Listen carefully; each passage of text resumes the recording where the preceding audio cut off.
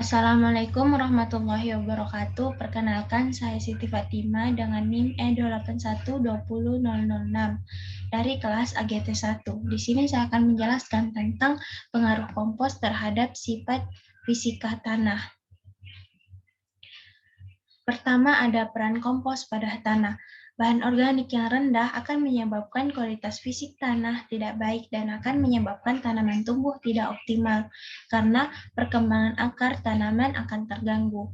Jadi ketika kondisi tanah tidak baik itu akan mempengaruhi proses perkembangan akar tanaman. Ketika akar tanaman terganggu akan berpengaruh pada pertumbuhan tanaman. Karena akar di sini berperan penting. Akar memiliki beberapa fungsi. Pertama, membantu proses penyerapan unsur hara, translokasi unsur dari akar ke batang, daun ke batang, dan membantu dalam mempercepat proses pelepasan unsur hara. Dalam pemberian bahan organik dapat menyebabkan tanah menjadi gembur, meningkatkan pori tanah. Ini ada contoh tanah yang memiliki dalam kondisi gembur atau memiliki Bile density yang rendah. Dan ini ada gambar tanah yang memiliki pori sedang, rendah, dan pori-pori yang tinggi. Berikutnya, berat isi tanah. Pemberian dosis kompos yang berbeda tidak berpengaruh nyata terhadap berat isi tanah pada awal pertumbuhan. Tetapi pada waktu panen, pemberian berbagai dosis kompos berpengaruh sangat nyata terhadap berat isi tanah. Pemberian kompos dapat menyebabkan perbaikan agregat semakin mantap sehingga struktur tanah menjadi remah. Struktur tanah yang remah akan menurunkan berat isi tanah atau Bile density tanah.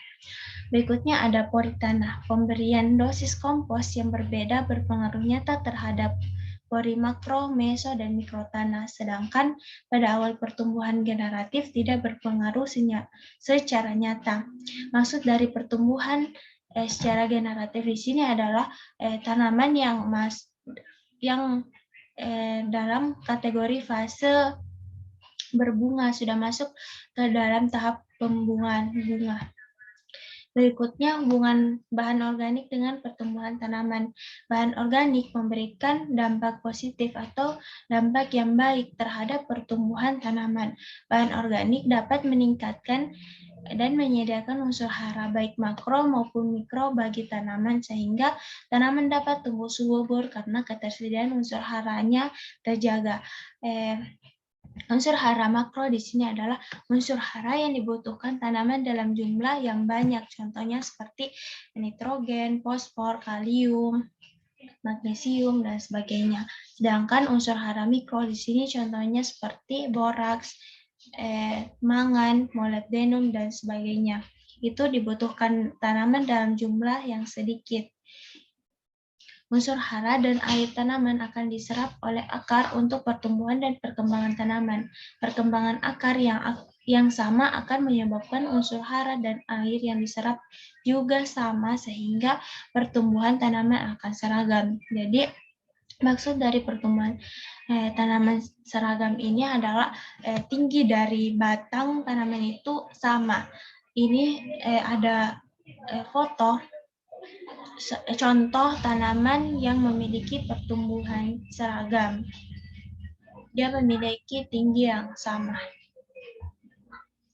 Baik, cukup sekian presentasi dari saya dan saya akhiri dengan ucapan Assalamualaikum warahmatullahi wabarakatuh.